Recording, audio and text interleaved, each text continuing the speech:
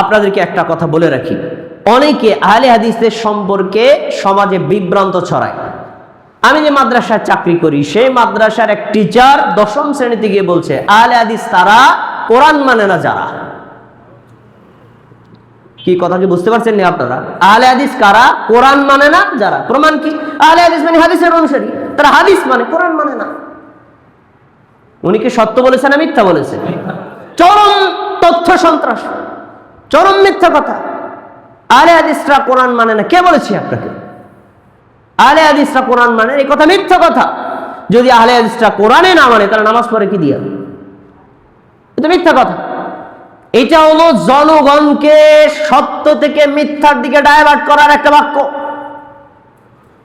আমরা অবশ্যই কোরআন মানি, হাদিস মানি, দুইটাই মানি। তাহলে আপনারা বলবেন যে তাহলে আপনারা দিন নাম দেন যে আহলুল কুরআন ওয়া আহলুল হাদিস, আপনারা কোরআনের অনুসারী হাদিসের অনুসারী। তা কোরআনের কথা না বলে হাদিসের কথা বললেন কেন? এইটার জবাব আল্লাহ কোরআনে দিয়েছেন, আমাদের দেওয়া লাগবে না। দেখেন আল্লাহ কি বলছেন সূরাতুল ওয়াকিয়াতে, আল্লাহ বলছেন তানজিলুম মির রাব্বিল আলামিন আফা বিহাদাল হাদিসি আনতুম মুদহিনুন। এই যে হাদিসের কিতাব, এই কিতাবটা বিশ্বের প্রতিপালক আল্লাহর পক্ষ থেকে অবতারিত।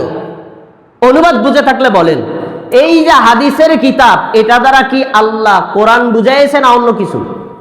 কোরআন। তাহলে কোরআনের এই আয়াতে আল্লাহ কোরআনকে হাদিস বলেছেন। হাদিস যেভাবে হাদিস, কোরআনও হাদিস। এই আয়াতটার দলিল। আরেকটা আয়াত নেন, আল্লাহু নাযালা হাসানাল হাদিস কিতাবা, সূরাতুজ জুমার 23 নম্বর আয়াত। আল্লাহ কি বলছেন?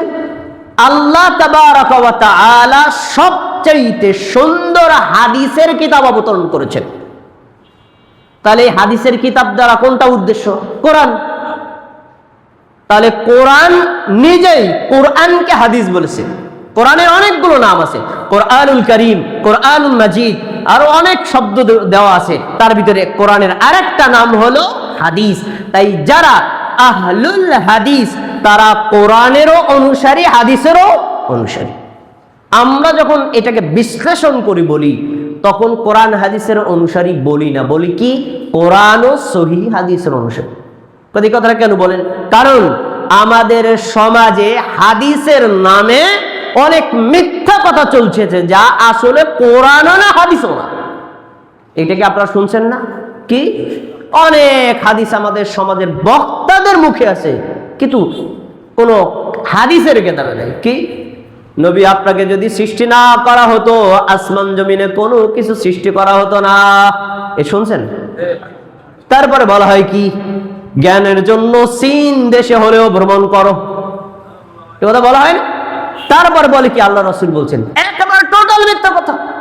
আল্লাহ নবী সাল্লাল্লাহু আলাইহি ওয়াসাল্লামের কথা কোথাও বলেন নাই। এগুলো হলো প্রবাদ বাক্য। প্রবাদ বাক্য মানুষ রচনা করেছে। সেই মানুষের কথা যখন নবীর কথা বলে চালাবেন, তখন এটা হাদিস হবে না, তখন এর নাম হবে মিথ্যা হাদিস, জাল হাদিস, ভুয়া হাদিস। ওই ভুয়া হাদিসকে অমান্য করার জন্য, ইন্ডিকেট করার জন্য আমরা কি বলি? কোরআন এবং সহিহ হাদিসের অনুসারী। ভাইরা আমার, এরবারে হাদিসে আল্লাহ নবী সাল্লাল্লাহু আলাইহি ওয়াসাল্লাম কোরআনকে হাদিস বলেছেন। দেখেন একবার তিনি খুতবা দিতে গিয়ে তিনি কি বলেছেন? ফাইন্না খায়রাল হাদিসি কিতাবুল্লাহ ওয়া খায়রুল হুদা হুদা মুহাম্মদ ওয়া শাররুল উমুরি মুহদাসাতুহা ওয়া কুল্লু মুহদাসাতিন বিদআহ। তিনি কি বলেছেন? সবচাইতে শ্রেষ্ঠ হাদিসের কিতাব হলো আল্লাহর কিতাব। তাহলে নবী আল্লাহর কিতাবকে কি বললেন? হাদিস। অতএব আহলুল হাদিস কারা? আহলে হাদিস কারা? আহলুল হাদিস হলো যারা কোরআনেরও অনুসারী, হাদিসেরও অনুসারী। যারা শুধু কোরআনের অনুসারী তারা আহলে হাদিস না, যারা শুধু হাদিসের অনুসারী তারাও আহলে হাদিস না। আহলে হাদিস কারা? যারা কোরআন এবং হাদিসের অনুসারী। এই যে কোরআন এবং হাদিসের অনুসারী, তাদের আরো বৈশিষ্ট্যগত বিভিন্ন নাম হাদিসে উল্লেখ করা হয়েছে। কি? আসহাবুল হাদিস, আসহাবুল আসার, তাইফাতুল মানসুরা, তাইফাতুল হক, সত্যপন্থী দল, হকপন্থী দল, আল্লাহর পক্ষ থেকে সাহায্যপ্রাপ্ত দল। বিভিন্ন নামে তাদেরকে ইন্ডিকেট করা হয়েছে। আসুন আমি এবার কোরআন থেকে দিচ্ছি, তারপরে দুইটা হাদিস বলে খুতবা শেষ করছি। সূরা বনী ইসরাইল ৭১ নম্বর আয়াতটা খুলে দেখেন, আল্লাহ কি বলছেন? ইয়াউমা নাদউ কুল্লা উনাসিম বিইমামিহিম, কিয়ামতের দিন আমি আল্লাহ তাবারাকা ওয়া তাআলা প্রত্যেক মানুষকে তার দল ও নেতার সাথে ডাকবো। আবার বলছি অনুবাদ, আল্লাহ তাআলা বলেছেন কিয়ামতের দিন আমি প্রত্যেকটা মানুষকে তার দল নেতার সাথে ডাকবো, মানে উনি যেই নেতার অনুসারী তার নাম ধরে বলবে, এই নেতার অনুসারী কারা, আসো তোমাদের বিচার হবে। ভালো করে শুনতে হবে কথাটা, খুব গুরুত্বপূর্ণ। যারা ইমাম আবু হানিফা রাহিমাহুল্লাহকে নেতা মেনেছে তাদেরকে বলা হবে আবু হানিফা রাহিমাহুল্লাহর অনুসারী কারা, এদিকে আসো। যারা ইমাম শাফিকে নেতা মেনেছে তাদের নাম ধরে ডাকা হবে। যারা ইমাম আহমদ বিন হাম্বলকে নেতা মেনেছে তার নাম ধরে ডাকা হবে। যারা ইমাম মালিককে নেতা মেনেছে তার নাম ধরে ডাকা হবে। যারা ইমাম বুখারী নেতা মেনেছে তার নাম ধরে ডাকা হবে। যারা অন্য কোনো পার্থিব কোনো নেতাকে নেতা মেনেছে তার নাম ধরে ডাকা হবে। এইভাবে প্রত্যেক দলনেতার সাথে তার অনুসারীদেরকে, তার কর্মীদেরকে ডাকা হবে, তারপরে তার বিচার করা হবে। এইভাবে যারা বিভিন্ন নেতাকে আদর্শ, আইডল, আইকন মেনে তাদের অনুসরণ করেছে, কিয়ামতের দিন তার নেতার সামনে তাদেরকে তাদের বিচার করা হবে। এখন আপনাদের কাছে প্রশ্ন, আপনাদের নেতা কে? দেখেন, আপনারা অকপটে বলে দিয়েছেন আপনাদের নেতা কে। আপনারা যা বলছেন আরো 1250 বছর আগে আল্লামা ইবনে কাসীর রাহিমাহুল্লাহ এই আয়াতের ব্যাখ্যায় বলেছেন। তিনি কি বলেছেন? অকালা বা'দুস সালাফ, ইমাম ইবনে কাসীর রাহিমাহুল্লাহ বলেন, কতিপয় সালফে সালিহিন বলেছেন, হাযা আকবারু শারফুল লিআসহাবিল হাদিস লিআন্না ইমামাহুমুন নবী সাল্লাল্লাহু আলাইহি ওয়াসাল্লাম। এই আয়াতের মধ্যে যারা আহলে হাদিস, যারা হাদিসের অনুসারী, তাদের জন্য 100 মহান মর্যাদা রয়েছে। কেননা তাদের নেতা হলেন সকল নেতার নেতা, সকল নবীদের নেতা, সকল রাসূলদের নেতা। তিনি কে বলেন? মুহাম্মদ সাল্লাল্লাহু আলাইহি ওয়াসাল্লাম।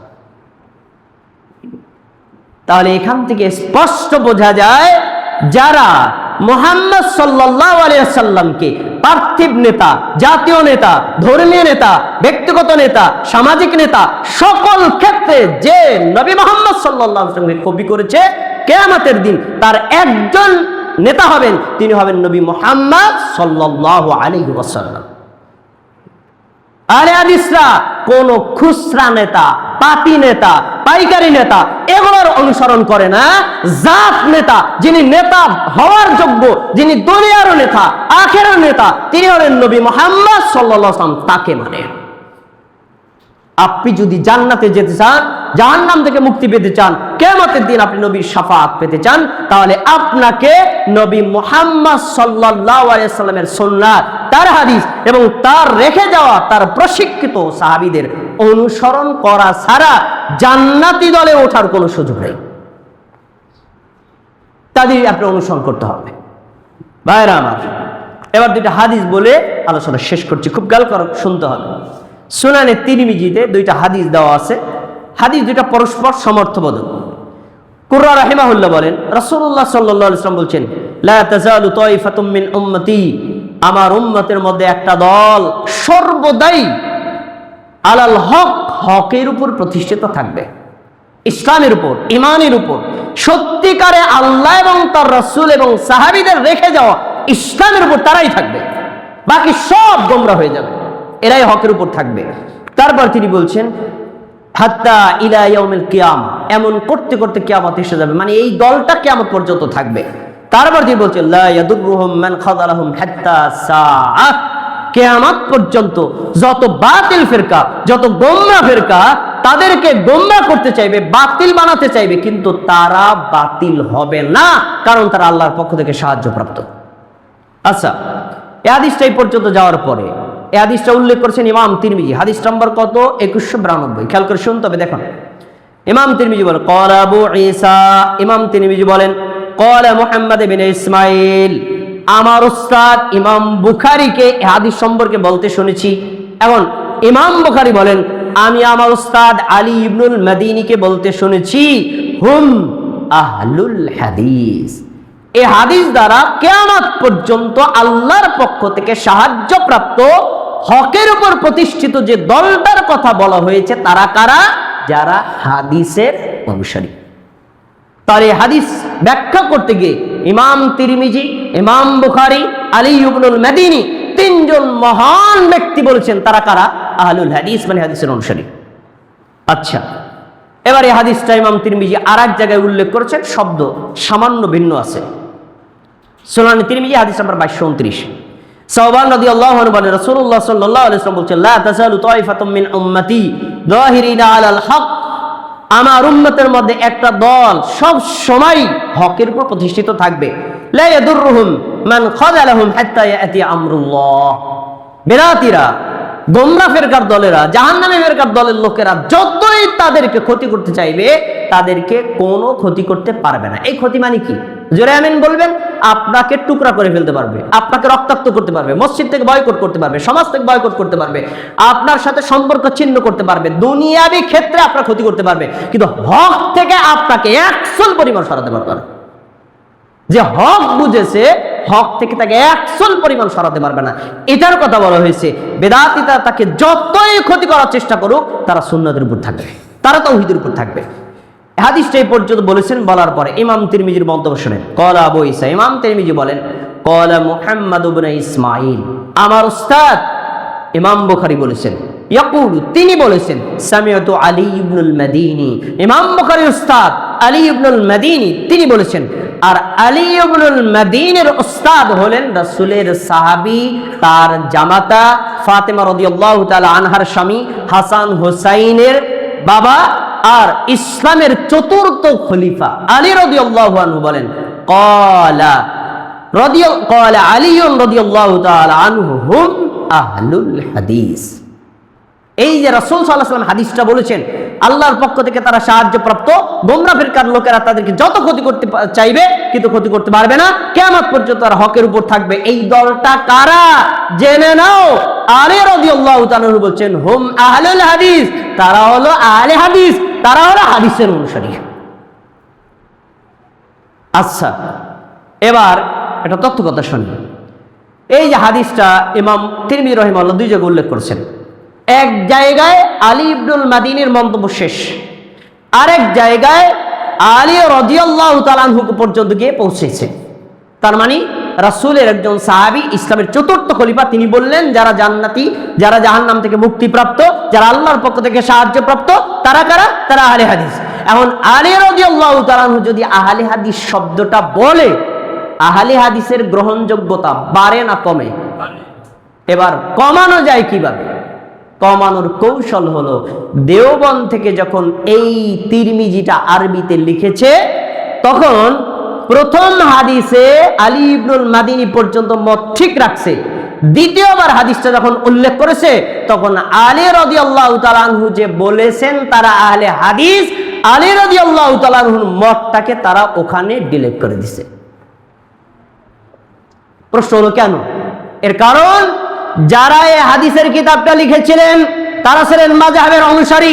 তারা বুঝতেন কোন একজন নিরপেক্ষ ছাত্র যদি হাদিসটা পড়ে, ইমাম তিরমিজি বলেছেন, ইমাম বুখারী বলেছেন, আলী ইবনুল মাদিনী বলেছেন, আলী রাদিয়াল্লাহু তাআলা আনহু বলেছেন, সত্যপন্থী দল কারা? আহলে হাদিস যারা। এই হাদিস পড়ার পরে ছাত্র কি আহলে হাদিস হবে না মাযহাবী হবে? এই জন্য মাযহাবী বানানোর জন্য, আহলে হাদিসকে ঠেকানোর জন্য আলী রাদিয়াল্লাহু তাআলা আনহু মন্তব্য কেটে দিছে,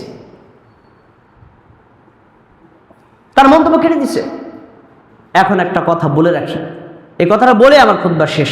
আমাদের সমাজে বহু আলেম, বহু মুফতি, বহু মাওলানা টুপি পাঞ্জাবি পাগড়ি পরে মিথ্যা কথা জনতার সামনে পেশ করে ভারত বাংলাদেশে যারা আহলে হাদিস বলে পরিচয় দেয়, জেনে নেন তারা ইহুদি খ্রিস্টানদের দালাল, তারা ইহুদি খ্রিস্টানদের এজেন্ট, এবং তাদেরকে তৈরি করেছে ইহুদি খ্রিস্টানরা।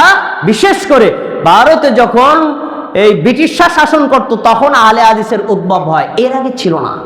এই বক্তব্য কি আপনারা শুনছেন না শোনেন নাই? আপনাদের কাছে আবার প্রশ্ন, আলী রাদিয়াল্লাহু তাআলা আনহুকে আহলে হাদিস শব্দটা শিখাই দিয়েছে কে?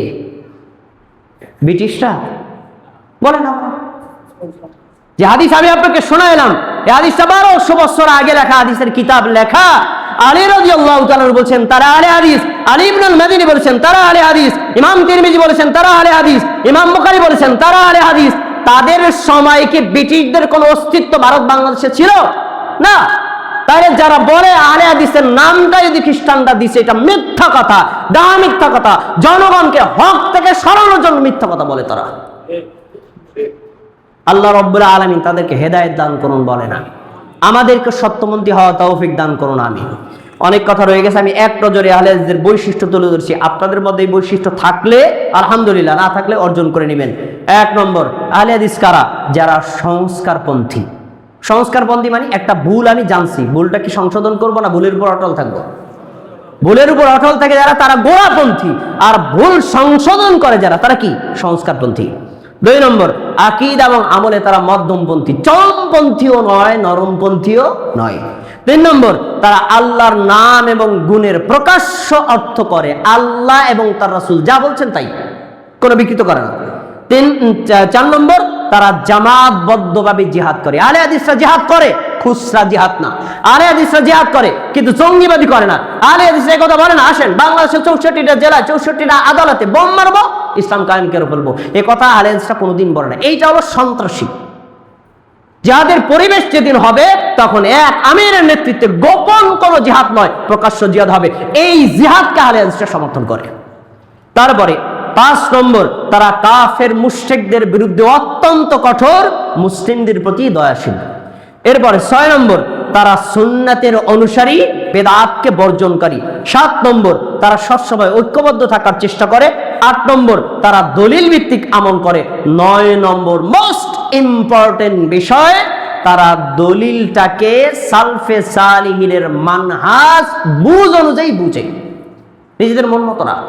এই 8টা বা 9টা গুণ অর্জন করেছে যারা, সে নিজেকে আহলে হাদিসের পরিচয় দিলেও আহলে হাদিস, পরিচয় না দিলেও আহলে হাদিস। এরাই হলো জান্নাতি ফেরকার অনুসারী। আল্লাহ আমাদেরকে তৌফিক দান